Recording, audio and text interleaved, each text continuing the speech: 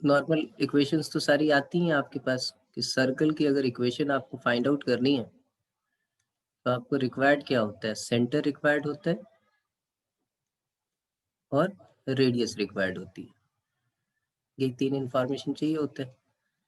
उसके बेसिस पे जो है वो हम x माइनस एच का whole square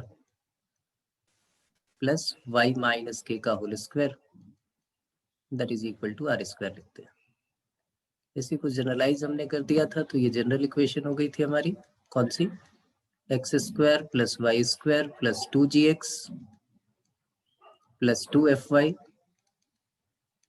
plus c is equal to 0। इस केस में ये बोला गया था कि भाई सेंटर आपको जो फाइंड आउट करना है वो सेंटर है माइनस जी माइनस एफ और रेडियस जो है वो आपके पास है g square plus f square minus सी।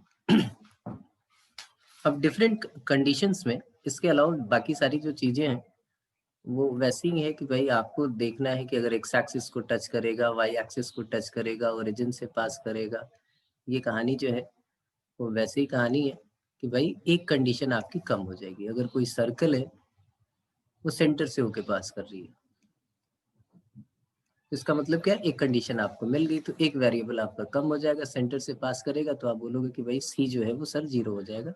इसकी इक्वेशन जो लेनी है ये सिर्फ जो है आपकी टाइम सेव करने के लिए ये सारी कहानी है कि X square plus Y square plus 2gx plus 2fy ये समझ में आना चाहिए। आपका 5-10 सेकंड जो है वो बच जाता है दैट इज इक्वल टू 0, क्योंकि वो भी एक कंडीशन है। जितनी कंडीशंस आपको मिलेंगी उतने वेरिएबल कम हो जाएंगे। सेकंड आपके पास था क्या कि भाई अगर एक्स एक्सिस को टच करती है तो क्या होगा, तो वो आपको पता है कि अगर एक्स एक्सिस को टच करेगी सर्कल तो यहां से हम देखें एक्स एक्सिस को अगर टच कर रही है तो अगर ये पॉइंट आपके पास इसका सेंटर एच के है तो आपको पता चल गया कि ये हाइट जो होगी वो रेडियस होगी और रेडियस जो है वो हमारा के हो जाएगा। तो हम आप लिख सकते हैं कि एक्स माइनस एच का whole square plus Y minus K का whole square that is equal to K square. एक कंडीशन कम होगी। सिमिलरली अगर वो ये बोलते हैं कि भाई सर्कल जो है एक्स एक्सिस को ओरिजिन पे टच करती है, ओरिजिन पे टच करती है तो दो कंडीशंस आपकी हो जाएंगी, तो सिर्फ एक ही वेरिएबल रहने वाला है आपके पास, क्योंकि अगर टच करेगी तो इस केस में आपको पता है कि एक्स एक्सिस जो है वो टैंजेंट हो गया तो वाई एक्सिस नॉर्मल हो जाएगी, तो इसका सेंटर जो है वो हमारे पास 0 के हो जाएगा और रेडियस जो है वो के हो जाएगी। तो इक्वेशन इस टाइप की दिखेगी, एक्स माइनस 0 का whole square plus y minus K का whole square that is equal to K square, और एक जो अननोन होगा उसको निकालने के लिए कोई ना कोई कंडीशन आपके पास गिवन होगी। सिमिलरली ऐसा ही y एक्सिस के साथ आता है। एक कंडीशन ये होती थी कि जब दोनों एक्सिस को वो टच कर रहा है, दोनों एक्सिस को टच कर रहा है तो दो कंडीशंस आपकी मिल गई आपको, तो इसका मतलब एक ही अननोन आपके पास रहेगा। पर वो अननोन क्या होगा, तो जब भी एक्स एक्सिस और वाई एक्सिस दोनों को टच करेगी तो हमारे पास क्या होगी कंडीशन कि भाई h और k जो है वो हमारे पास क्या हो जाएंगे, इक्वल हो जाएंगे, क्योंकि यहाँ से डिस्टेंस और यहाँ से डिस्टेंस सेम हो जाएगा। तो ये h और h हो जाएगा या h और k हो जाएगा और रेडियस भी वही हो जाएगी। तो देखिए एक ही अननोन रहेगा आपके पास, x माइनस एच का whole square plus Y minus H का whole square that is equal to h square. तो जितनी भी इतनी बातें आएंगी उसके हिसाब से जो है ये आपका एक अननोन जो है वो कम होता रहेगा। ये चीज बस आपको याद रखनी है। ज्योमेट्री जो है वो फ्रिक्वेंटली आप यूज कीजिएगा। आप सिर्फ कोऑर्डिनेट ज्योमेट्री के ऊपर आप डिपेंडेंट ना रहो कि भाई कोऑर्डिनेट ज्योमेट्री से ही क्वेश्चन हमें सॉल्व करने हैं, क्योंकि कोऑर्डिनेट ज्योमेट्री का बेस जो है वो ज्योमेट्री है और ज्योमेट्री में कुछ नोन आपके पास सर्टेन प्रॉपर्टीज होती थी जिनके बेसिस पे आप सारा काम करते थे। कोऑर्डिनेट ज्योमेट्री में बस वो थोड़ी सी कोऑर्डिनेट्स की वजह से थोड़ा इजी हो जाता है और इजी होने की वजह से क्या होता है कि भाई आप ये सारी चीजें निकाल पाते हो। अब इसमें एक बात करें हम कि साइक्लिक क्वाड्रिलेटरल वाली जो कहानी है उस पे क्वेश्चन आते हैं। तो साइक्लिक क्वाड्रिलेटरल की कहानी आपको पैरामेट्रिक फॉर्म ये भी पता है, पैरामेट्रिक भी डिस्कस कर ले, एक बारी पैरामेट्रिक का भी कर लेते हैं। पैरामेट्रिक में क्या है कि भाई पैरामेट्रिक फॉर्म इसलिए यूज करते हैं कि हमारे पास हमें बार बार यही याद ना रखना पड़े कि एक्स और वाई जो है वो सर्कल के ऊपर लाई करेगा। तो पैरामेट्रिक का पूरे क्वाड्रेटिक ज्योमेट्री में ये यूज है कि अगर सर्कल है उसके ऊपर आपने कोई पॉइंट लिया है, उसको आपने यहाँ से ज्वाइन कर दिया, तो आपने बोला कि सर ये एंगल अगर थीटा है, यहाँ से परपेंडिकुलर हम ड्रॉ कर लें, और इसके कोऑर्डिनेट अगर एक्स वाई थे और इसको आर, तो ये सामने वाली आर कॉस थीटा और आर साइन थीटा हमारे पास ये हो जाता है X equal to R cos theta and Y equal to R sine theta. ये हमारा पैरामीट्रिक होता था। बाकी जो चीजें हैं वो शिफ्टिंग ऑफ ओरिजिन से निकल जाएंगी। स्टैंडर्ड आपको सिर्फ पता होना चाहिए कि भाई स्टैंडर्ड फार्मूला जो है वो आपके पास होना चाहिए, और बाकी की चीजें जो है वो निकल जाएगी। इसमें जो क्वेश्चन आते थे कि भाई एक सर्कल जो है वो 3 पॉइंट से होके पास कर रही है, तो आप वो पुट वुट करके निकालते थे।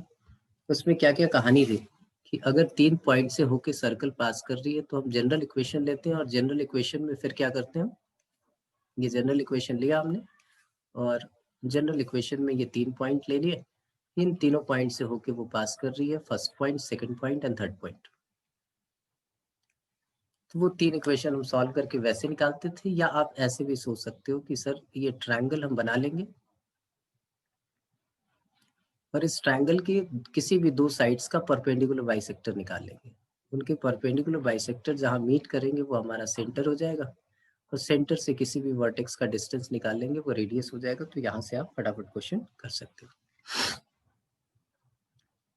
कभी कभी 4 पॉइंट वाला भी होता है, तो 4 पॉइंट के केस में क्या करेंगे, यही हमें एक डिस्कस करना था कि 4 पॉइंट आपके पास गिवन है ए बी सी डी,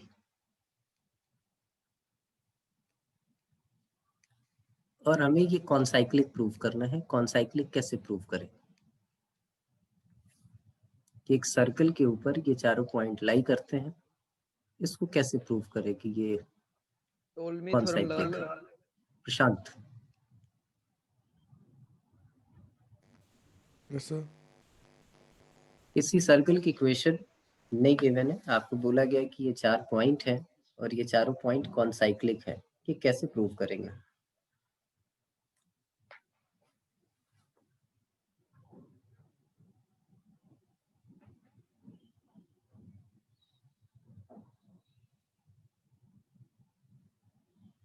बताओ निखिल, प्रवेश, ओमदत्त, प्रशांत, हाँ जैस्पर बताओ। तो मान लेंगे पहले कौन सा साइक्लिक है सेंटर एच के, और मान लेते हैं पहले कौन सा साइक्लिक है। अच्छा ठीक है, सेंटर एच के मान लेंगे और डिस्टेंस इक्वल करके एच में क्वाड्रेटिक इक्वेशन बनेगी। अगर रियल वैल्यू आ रही है तो है, नहीं तो मतलब नहीं है। नहीं अगर आप बनाओगे तो 4 इक्वेशंस बनेंगी, हो सकता है 2 ही सेटिस्फाई कर रही है, क्योंकि 2 पॉइंट तो हमेशा सर्कल पे लाई करेंगे। 3 पॉइंट हो गया कोलिनियर है, हो सकता है लाई ना करे। तो भाई एक टोलमी सिंपल सा थ्योरम, रास्ता, हाँ निखिल। टोलमी थ्योरम से भी तो कर सकते हैं। नहीं, टॉल्बी थ्योरम में साइक्लिक क्वाड्रिलेटरल के लिए बेटा, फिर क्या है A B Ptolemy C D theorem. चारों सर्कल पे लाई करेंगे तो साइक्लिक क्वाड्रेंट हो गया। अब मैं ये तो प्रूव करना है हाँ तो टॉल्बी थ्योरम क्या है बताइए। A B into C D plus A D into B C equals to A C into B D. दूसरा कोई रास्ता, दूसरा कोई रास्ता। नहीं सर, नहीं पता। ये 10th में आपने किया हुआ है, ये देखिए 10th वाला तरीका, इसको हमने ज्वाइन कर दिया। किसी भी 2 पॉइंट के साथ हम ऐसे कर सकते हैं, ये जरूरी नहीं कि बी डी और ए सी ही हो, ये हमने ज्वाइन कर दिया। ये ज्वाइन किया तो इसका मतलब आप, क्योंकि एक तरीका ये है कि सर्कल की इक्वेशन आपने निकाली 3 पॉइंट से और चौथा पॉइंट पुट करके दिखा दिया, अगर वो उसको सेटिस्फाई कर रहा है तो वो हमारा साइक्लिक हो गया।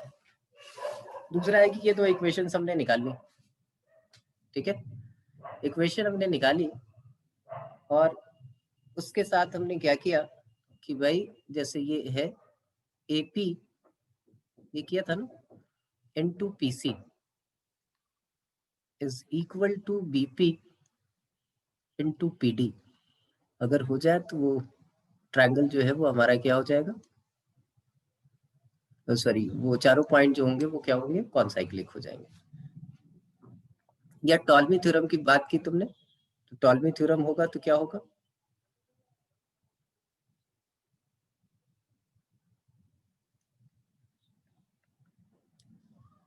टॉल्मी थ्योरम में अगर ए बी सी डी एक साइक्लिक क्वाड्रिलेटरल है तो आपको लिखना है कि A B into C D plus B C into A D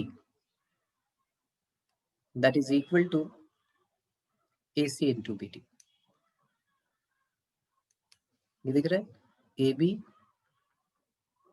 into C D मतलब अपोजिट साइड्स की लेंथ का प्रोडक्ट, बी सी ये रहा into A D opposite sides के इनका प्रोडक्ट, इनका सम जो है इनके डायगोनल्स के प्रोडक्ट के इक्वल होगा। तो ये हमारे चारों पॉइंट कॉन्साइक्लिक हो जाएंगे। तो ये दो बातें याद रखनी है जो कॉन्साइक्लिक के लिए हमारे पास आएगा। हालांकि इतने बड़े क्वेश्चन नहीं होते, लेकिन कोई क्वेश्चन का पार्ट हो सकता है, ये सब सोचने की जरूरत है इस हिसाब से। अच्छा, जीरो सर्कल क्या होते हैं, जीरो सर्कल कौन बताएगा, जीरो सर्कल क्या चीज,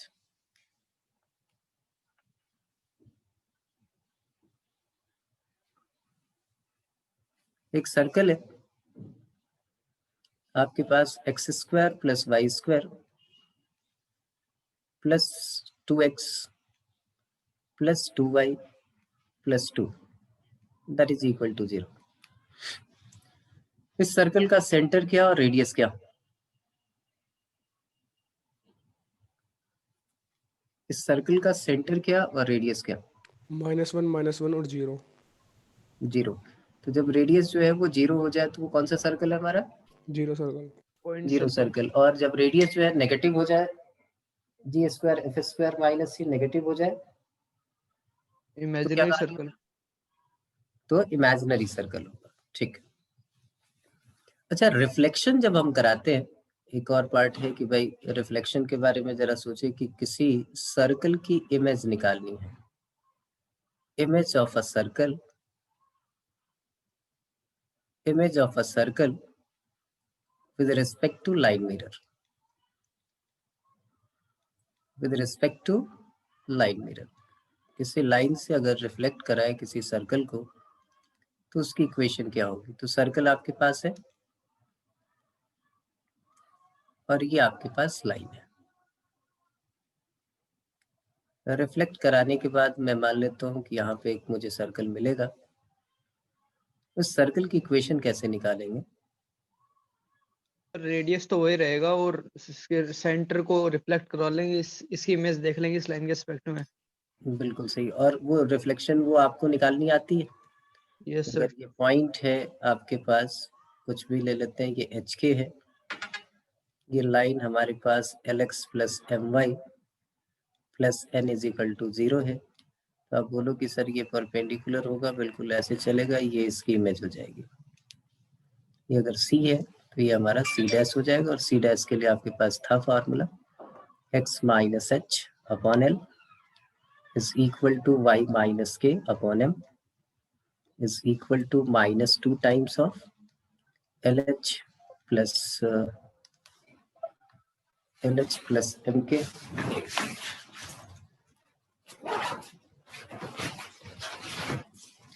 L h plus m k plus n divided by l square plus m square. ये हमारे पास आ जाता था।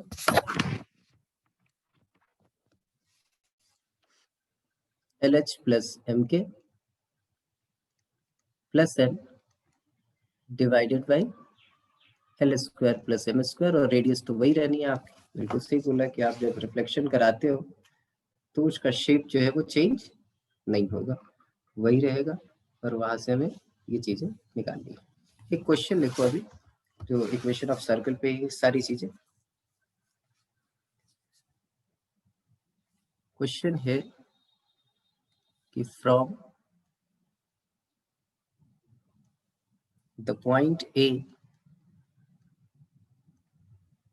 the point A 0,3 on the circle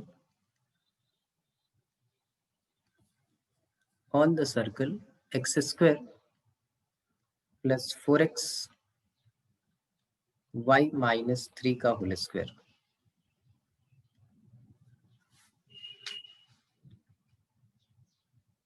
x square on the circle X square plus 4y minus X तो नहीं होना चाहिए सर्कल की इक्वेशन, 4 इंटू वाई माइनस 3 का whole square that is equal to 0।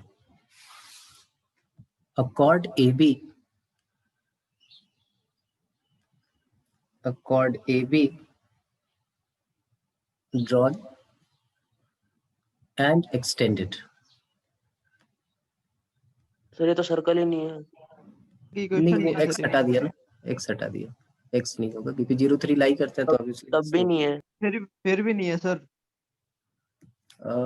4y square अभी भी नहीं है तो ये 4x भी हटा ही दो, ये हटा दो, अब ये हो गया सर्कल, सर्कल तो है ही अभी, 0 सर्कल हो गया, ठीक है क्या नहीं। From a point 0 3 on the circle this, a chord AB is drawn and extended to a point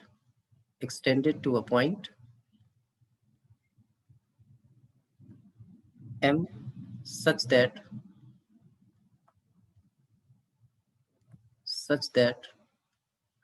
AM is equal to twice of AB। Find the locus। Code क्या होगी इसमें, सर्कल ही नहीं है, पॉइंट है। कॉर्ड ये है बेटा, अगर उस पॉइंट को आपने ए लिया तो उसको आपने बी तक एक्सटेंड कर दिया। एक ही पॉइंट है सर्कल। पॉइंट एक ही है ना, तो पॉइंट सर्कल है तो एक ही पॉइंट होगा फिर। पॉइंट सर्कल में भी पॉइंट होता ही नहीं बेटा,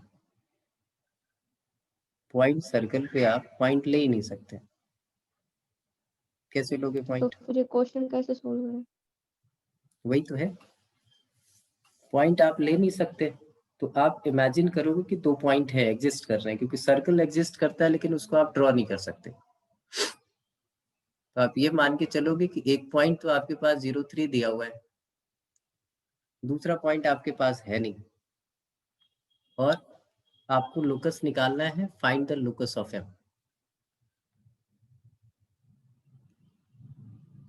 तो आप इमेजिन करोगे एक दूसरा पॉइंट और एच के लोकस के बारे में सोचोगे कि एच का लोकस क्या होगा।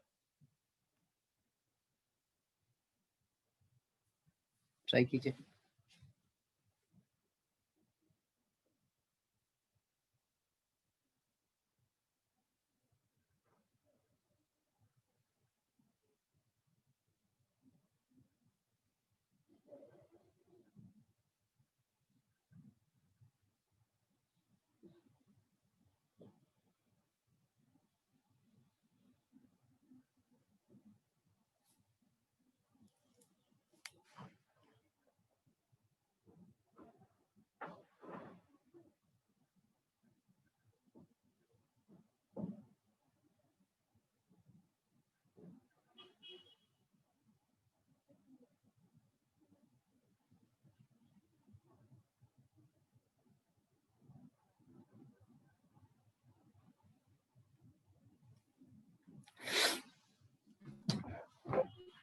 वो भी पॉइंट ही आ रहा है। वो भी पॉइंट आएगा या पॉइंट सर्कल आएगा?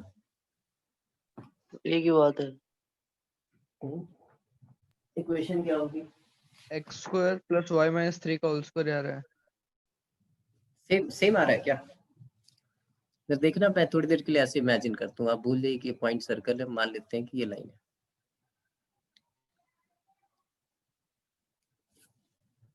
मैं ऐसे लिख रहा हूँ, ये यहाँ पे है जो 0 3 है, बी जो है वो यहाँ कहीं है, एम तक आपने एक्सटेंड किया है, एम को हम एच एन के ले लेते हैं। अब यहाँ देखो M upon A B, M upon A B, ये क्या रेशियो है? 2:1। इसका मतलब ये एक्सटर्नली इसको कट कर रहा है 2:1 रेशियो में। एम हमारा 2 है तो हम इसको ये भी मान सकते हैं कि इंटरनली 1:1 रेशियो में इसको कट कर रहा है, कोई दिक्कत? तो बी के कोऑर्डिनेट्स क्या हो गए? बी के कोऑर्डिनेट्स हो गए आपके पास h/2 एंड k+3/2। अब ये पॉइंट सर्कल है, तो बी जो है वो कहाँ पे लाई करेगा? इसी सर्कल पे लाई करेगा। तो आप उठा के यहाँ पे पुट कर दोगे h/2 का होल स्क्वायर प्लस k+3/2 -3 का whole square, that is equal to 0। Finally ये क्या आ गया आपके पास? h²/4, और ये वाला पार्ट सॉल्व हो जाएगा, कितना हो जाएगा? 6k-3 इसका whole square upon 4, that is equal to 0।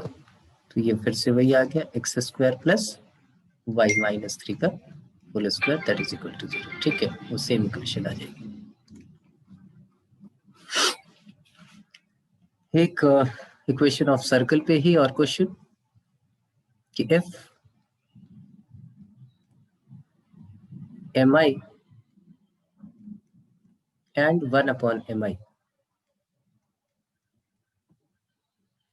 where mi is greater than 0 and I is 1, 2, 3, 4 are 4 distinct points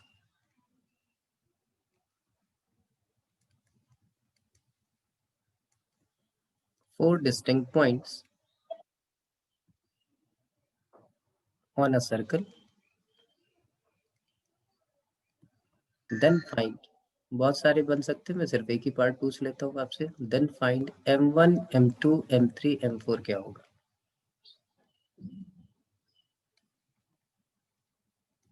then find product of m1, m2, m3 and m4, इसकी वैल्यू क्या आएगी?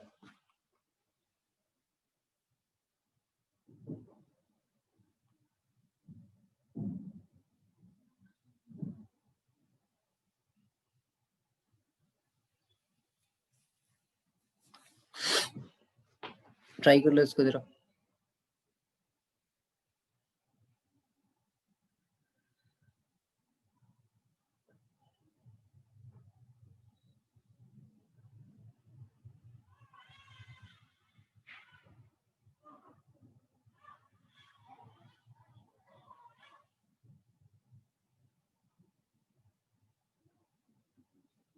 One.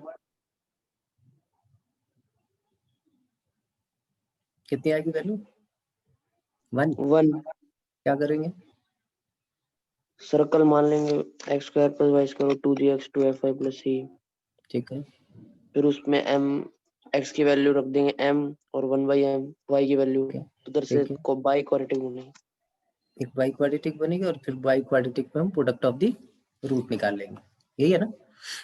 इसमें सिंपल हो गया, ये आपके पास x² + y² + 2gx + 2fy + c, ये आपके पास इक्वेशन है। आप बोलो कि ये mi 1/mi की जगह m और 1/m पुट कर लो, तो ये आ गया m² + 1/m² + 2gm + 2fm 2f/m and plus c, that is equal to 0। ये बाई क्वाड्रेटिक इसका बना लोगे, m² से मल्टीप्लाई कर दें तो ये आ जाएगा m4, ये आ जाएगा +1 + 2gm3, ये आ जाएगा 2fm and plus cm²। अब इसको अरेंज कर लो और फिर यहाँ पे प्रोडक्ट ऑफ द रूट निकालो। प्रोडक्ट ऑफ द रूट क्या हो जाएगा? m1, m2, m3, m4, 4 root होंगे इसके, और वो नेगेटिव, तो नेगेटिव पॉजिटिव नेगेटिव पॉजिटिव ही आएगा, 1/1 दैट इज इक्वल टू 1। ठीक है, थ्योरी ऑफ इक्वेशन से निकालेंगे।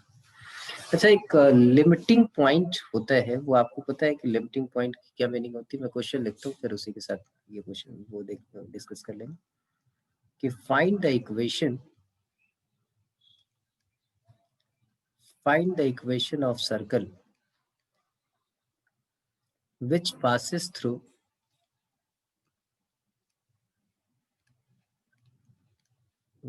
passes through the point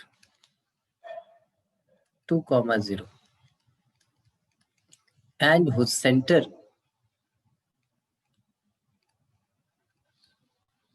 whose center is limit of the point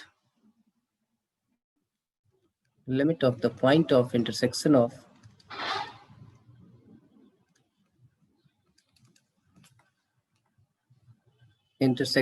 the lines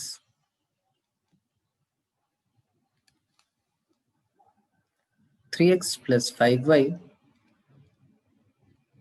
is equal to 1 and 2 plus cx plus 5c square that is equal to 1 as c tends to 1. सिर्फ process बता दीजिए, question solve करने की जरूरत नहीं है। अब process बता दीजिए, सिर्फ ऐसे बढ़ेंगे आगे और ये इक्वेशन हमारे को मिल जाएगी।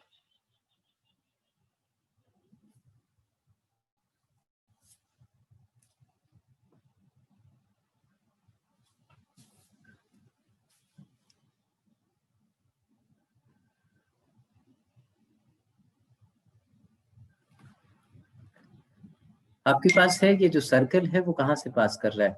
सर्कल देखिए कहाँ से पास कर रहा है। तो सर्कल जो है वो 2 0 से पास कर रहा है। बोलो 2 0 से वो सर्कल पास करेगा।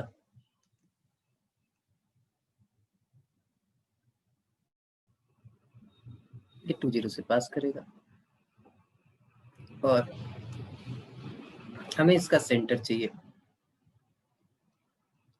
उसने बोला ये दो लाइन है, ये इनके पॉइंट ऑफ इंटरसेक्शन पे वो लाई करती है और वो उसका लिमिटिंग पॉइंट है when C is tending to 1। तो लिमिटिंग पॉइंट का मतलब ये दिया होगा आपके पास कि भाई आपको वो निकालना होगा। तो इन दोनों को आप क्या करोगे? सॉल्व करोगे। सॉल्व करके आपने एक्स कोऑर्डिनेट निकाल लिया। एक्स कोऑर्डिनेट जो होगा वो फंक्शन ऑफ सी होगा और फंक्शन ऑफ सी होगा वहां पे आप लिमिटिंग वैल्यू निकाल लोगे, limit X tends to C tends to 1। उससे हमारा एक्स कोऑर्डिनेट निकल जाएगा और एक्स कोऑर्डिनेट को यहाँ पुट कर देंगे तो वाई कोऑर्डिनेट निकल जाएगा और एक्स और वाई दोनों कोऑर्डिनेट निकल गए तो उस सर्कल की हम इक्वेशन फाइंड आउट कर लेंगे। इक्वेशन निकल जाएगी हमारे पास। ठीक है। नेक्स्ट है एक मैक्सिमम और मिनिमम डिस्टेंस के बारे में हम डिस्कस करते हैं कि किसी सर्कल से किसी पॉइंट का मिनिमम और मैक्सिमम डिस्टेंस क्या होगा। तो वो आपके लिए आसान सी चीज है। आप बोलो सर सर्कल की इक्वेशन गिवन होगी और सेंटर गिवन होगा। हमारे पास सेंटर होगा और वो पॉइंट गिवन होगा पी। तो हमें करना क्या है? हम इसको ज्वाइन करेंगे इससे और ज्वाइन करने के बाद हमें क्या करना, अगर ये सेंटर है और ये हम ए ले लेते हैं तो इसका मैक्सिमम डिस्टेंस जो होगा, और डिस्टेंस हमेशा हम नॉर्मल के लॉन्ग निकालते हैं, बार बार ये बता रहा हूँ, ये आपके पास भी है। तो मैक्सिमम डिस्टेंस क्या होगा? Maximum distance of P. P का मैक्सिमम डिस्टेंस निकालना है तो आप बोलो हम पी भी निकाल लेंगे सर, सीपी प्लस आर, या पीबी जो है वो हमारा मैक्सिमम डिस्टेंस और पीबी क्या है हमारे पास? PC plus are. अब बोलो इसके कोऑर्डिनेट गिवन ही है आपके पास और सी जो है वो हमारे पास गिवन ही होगा, एच के माइनस जी माइनस एफ जो भी है। और मिनिमम डिस्टेंस की जब बात करें तो मिनिमम डिस्टेंस ऑफ पी क्या होगा? तो वो होगा हमारा पी है उसके सर्कमफेरेंस से डिफरेंस और ये हमारे पास क्या हो जाएगा? That is PC minus R. तो आप शॉर्टेस्ट और मैक्सिमम डिस्टेंस आप निकाल सकते हो, कोई दिक्कत नहीं। एक सर्कल का क्वेश्चन है या सर्कल या इलिप्स कुछ भी ऐसा मान लें कि कभी कभी ये आ जाएगा आपके पास। मैं एक क्वेश्चन दे देता हूँ, हालांकि वो एलिप्स का है लेकिन आप सर्कल से भी, सर्कल में भी वो क्वेश्चन आप ट्राई कर सकते हो। दे रहा हूँ question.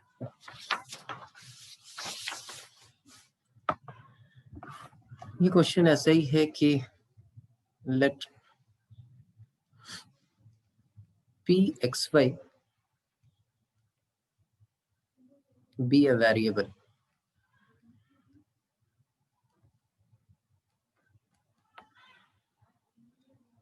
Variable point on the curve, यहाँ पे कर्व जो है वो एलिप्स है, उससे कोई फर्क नहीं पड़ता, सर्कल भी हो सकता था, एलिप्स पार्टिकुलर केस जो है वो सर्कल होता है। 4x square plus 9y square minus 8x minus 36y plus 15 is equal to 0. Then find minimum value of x square minus 2x, x square minus 2x plus y square minus 4y plus 5, and then find the maximum distance of the same expression. ऐसा भी निकालने को आ सकता है, जरा ये try करना. Find the minimum and the maximum distance of this point.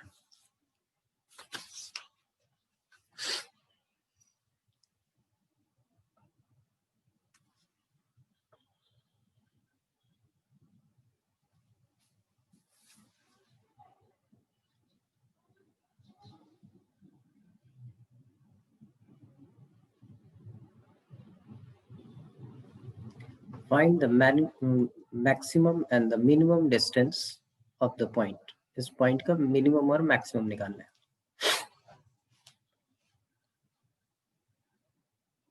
ये पॉइंट जो है वेरिएबल पॉइंट है, इस कर्व के ऊपर है.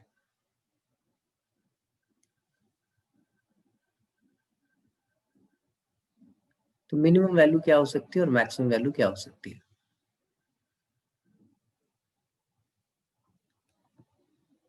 आपने बोला कि इस वाले कर्व को ऐसे लिख देते हैं, 4 कॉमन ले लिया, यह आ गया x square minus 2x plus 1 कर दिया, माइनस 1 कर दिया. 9y स्क्वायर था, 9 कॉमन ले लिया, यह आ गया y square minus 4y plus 4 minus 4 and plus 15 that is equal to 0. यह आ गया 4 इंटू एक्स माइनस 1 का whole square minus 4 plus 9 into Y minus 2 का whole square minus 36 plus 15 that is equal to 0. यह आ गया 4 टाइम्स ऑफ एक्स माइनस 1 का whole square plus 9 times of Y minus 2 का whole square that is equal to, ये 36 40 और 40 minus 25, ये 25 आ गया. तो ये एलिप्स की इक्वेशन आ गई. सर्कल भी हो सकता था, x माइनस 1 का whole square 25/4 plus y minus 2 का whole square upon 25/9 that is equal to 1. अब इस वाले एक्सप्रेशन को देखें तो ये एक्सप्रेशन है क्या? Basically this expression is x minus 1 का whole square plus y minus 2 का होल स्क्वायर. यही है, क्योंकि 5 को आप 1 प्लस 4 लिख दोगे, 1 इसके काम आ जाएगा, 4 इसके काम आ जाएगा. तो इसकी मैक्सिमम वैल्यू क्या हो सकती है? 25/4 में ये मैक्सिमम है. मैक्सिमम वैल्यू यही हो सकती है वेरिएबल पॉइंट की, इस पूरे एक्सप्रेशन की. जब y 0 हो जाए तो मैक्स वैल्यू जो है वो आपके पास आ गई कितनी? मिन वैल्यू आ गई 25/9 और मैक्सिमम वैल्यू क्या आ गई? That is 25/4.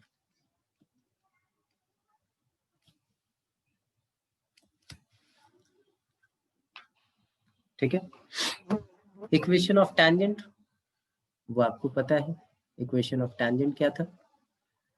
अगर स्लोप गिवन है तो इस वाले सर्कल के लिए सिर्फ ये कहानी थी.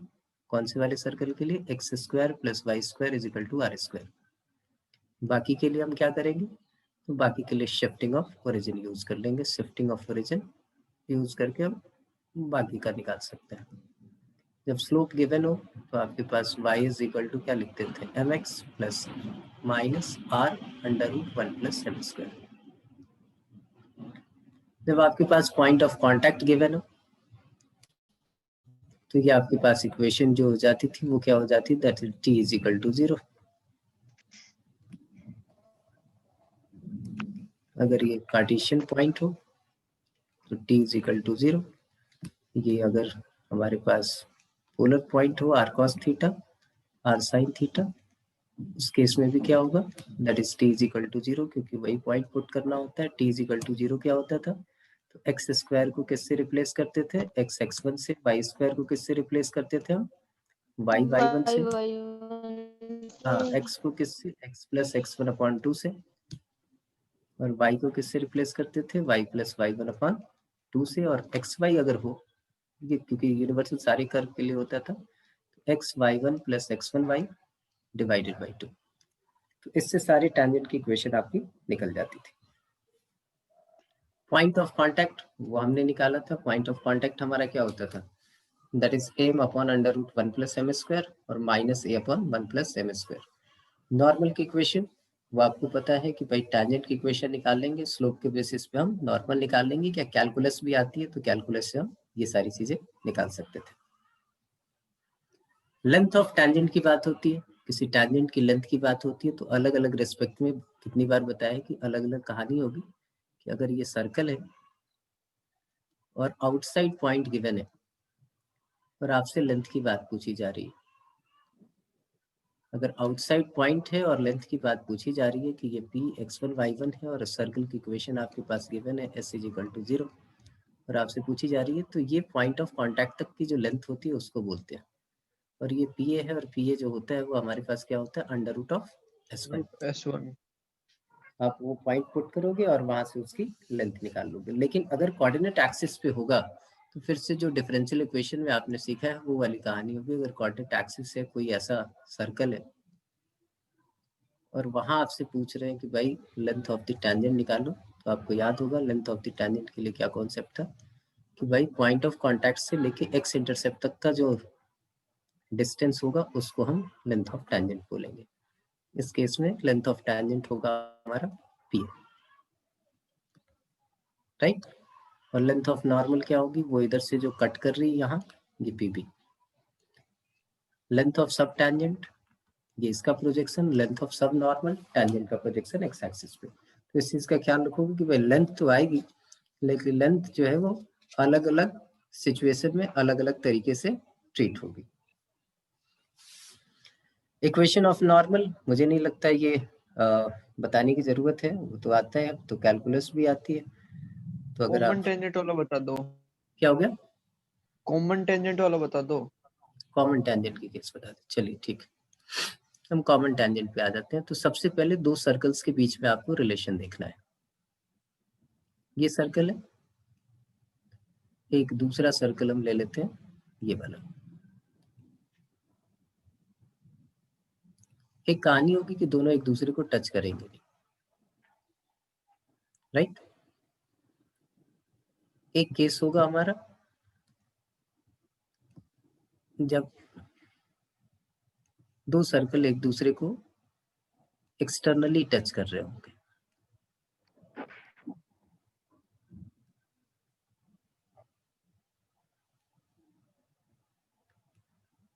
तीसरा होगा कि दो सर्कल्स एक दूसरे को कट कर रहे हैं।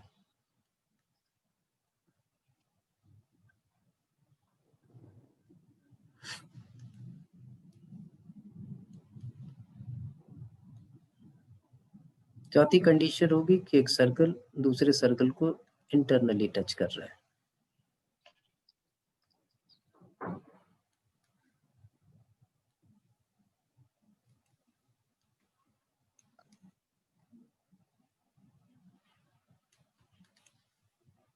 तो तीसरी कंडीशन, अगली कंडीशन होगी कि भाई ये सर्कल है, एक सर्कल दूसरे सर्कल को क्या कर रहा है, कंटेन कर रहा है।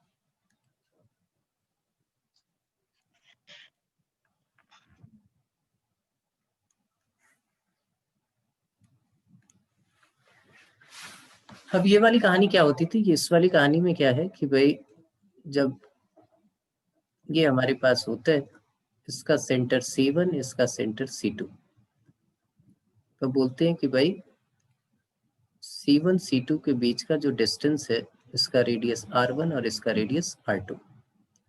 तो C1 C2 की लेंथ अगर greater than R1 plus R2 हो, तो ये दोनों सर्कल एक दूसरे को टच नहीं करेंगे, और टच नहीं करेंगे तो कितने कॉमन टेंजेंट रो हो सकते हैं? तो दो जो है वो डायरेक्ट कॉमन टेंजेंट होंगे और दो जो है वो ट्रांसवर्स कॉमन टेंजेंट होंगे। डायरेक्ट वाले इधर होंगे, इधर ऐसे ऐसे करके चला जाएगा, यहाँ जाके कहीं कट कर रहा होगा, और ट्रांसवर्स वाले यहाँ पे होंगे, ये इधर से ऐसे यहाँ पे होंगे। तो इसमें नंबर ऑफ टेंजेंट जो होंगे वो कितने हो जाएंगे? नंबर ऑफ टेंजेंट जो हो जाएंगे वो हो जाएंगे 4। इस केस में टेंजेंट कहाँ होगा? एक टेंजेंट तो यहाँ होगा और दो डायरेक्ट कॉमन टेंजेंट होंगे। ये केस कब होगा? जब C1 C2 की लेंथ जो है R1 प्लस R2 के इक्वल हो जाए। इसमें नंबर ऑफ टेंजेंट्स कितने होंगे? तो नंबर ऑफ टेंजेंट्स यहाँ पे हो जाएंगे 3। इस केस में नंबर ऑफ टेंजेंट्स कितने होंगे? तो ये होगा हमारा C1 C2 is less than R1 plus R2। इसमें नंबर ऑफ टेंजेंट कितने हो जाएंगे? नंबर ऑफ टेंजेंट हो जाएंगे 2। और इस केस में एक ही टेंजेंट ड्रॉ होगा। ये केस क्या होगा कि C1 C2 is equal to mod of R1 minus R2। mod हमने इसलिए लिया है क्योंकि हमें नहीं पता तो कैसे कौन R1 बड़ा है या R2 बड़ा है। तो इस केस पे नंबर ऑफ टेंजेंट जो होंगे वो 1 हो जाएगा। और ये वाला केस कब होगा?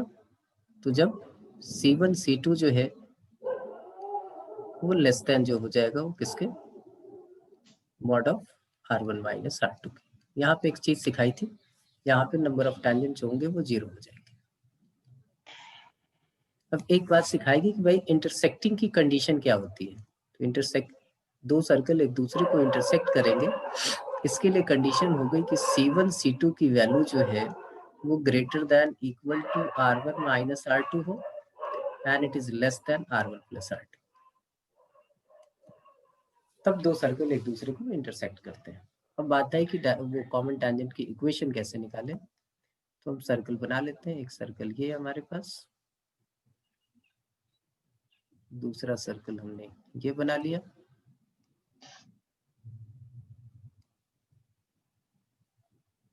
दोनों के सेंटर्स मार्क कर लिया हमने।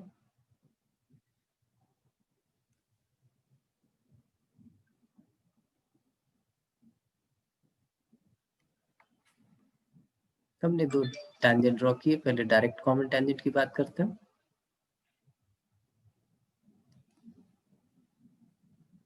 तो एक टेंजेंट हमने इधर ऐसे ड्रॉ किया,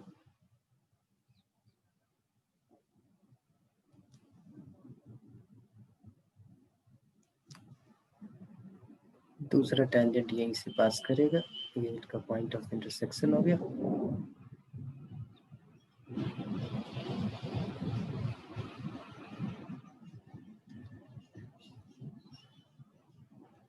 जैसे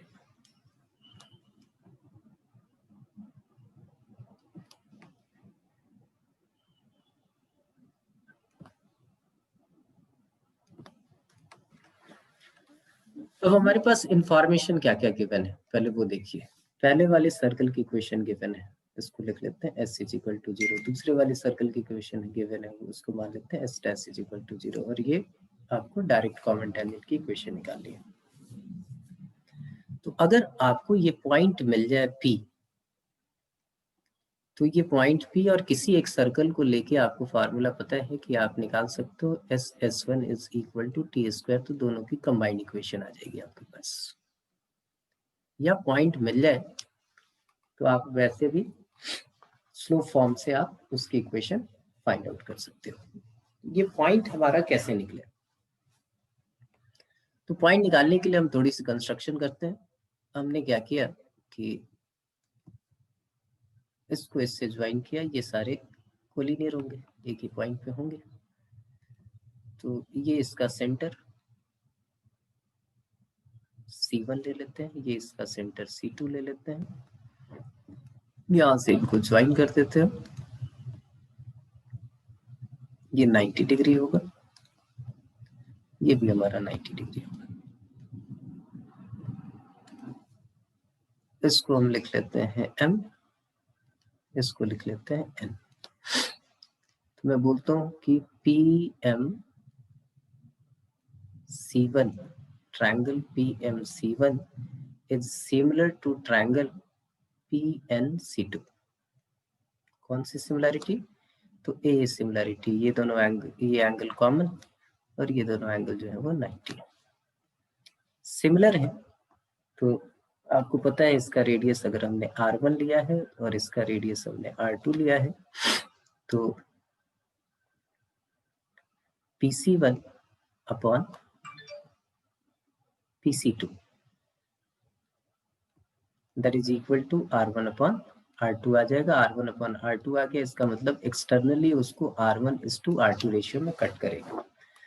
तो C के कोऑर्डिनेट है ही आपके पास, C2 के कोऑर्डिनेट है ही, तो पॉइंट P निकल जाएगा। और पॉइंट P निकलने के बाद आप किसी भी इन दोनों में से जो सर्कल आपका दिल करे वो सर्कल लीजिए और कंबाइंड इक्वेशन निकालनी है तो ये, या अगर सिंगल सिंगल करके निकालनी है तो स्लोप वाली इक्वेशन लगा के आप उसकी टेंजेंट की इक्वेशन निकाल सकते हो। ठीक है Nikhil? Yes sir. S1 = T² क्या है? अच्छा, ये नहीं पता तुम्हें SS1 = T² क्या होता है? SS1 = T² किसी सर्कल के बाहर एक पॉइंट गिवन है और वहां से आपको पेयर ऑफ टेंजेंट निकालना है। तो S का मतलब होता है सर्कल की equation, x² + y² + 2gx + 2fy + c। अगर ये पॉइंट x1 y1 है तो S1 की मीनिंग क्या होती है? S1 की मीनिंग होती है वो पॉइंट उठा के वहां पुट कर दोगे, x1² + y1² + 2gx1 + 2fy1 + c। और t का मतलब क्या होता है? तो आपको वही एक्सचेंज करना है, xx1 + yy1। t जो है वो टेंजेंट की इक्वेशन नहीं होती। टेंजेंट की इक्वेशन कब होती है? जब x1 y1 point of contact हो, अदरवाइज अलग अलग रिस्पेक्ट में t की अलग अलग मीनिंग है। ये यहाँ पुट कर दोगे तो आपकी ये कंबाइंड इक्वेशन आ जाएंगी इन दोनों टेंजेंट्स की। ठीक है जैस्पर? Yes sir. सिमिलरली अगर आप ट्रांसवर्स कॉमन टेंजेंट की बात करें कि ट्रांसवर्स कॉमन टेंजेंट की जो है ये दोनों अलग अलग हैं और ट्रांसवर्स कॉमन टेंजेंट की बात हो रही है, तो उस केस में क्या होगा कि मैं यहाँ से ऐसे एक टेंजेंट ड्रॉ कर लेता हूँ, इस पे ये ट्रांसवर्स कॉमन टेंजेंट है, यहाँ से सेंटर से ज्वाइन कर लेता हूँ, दूसरे वाला भी बना ही।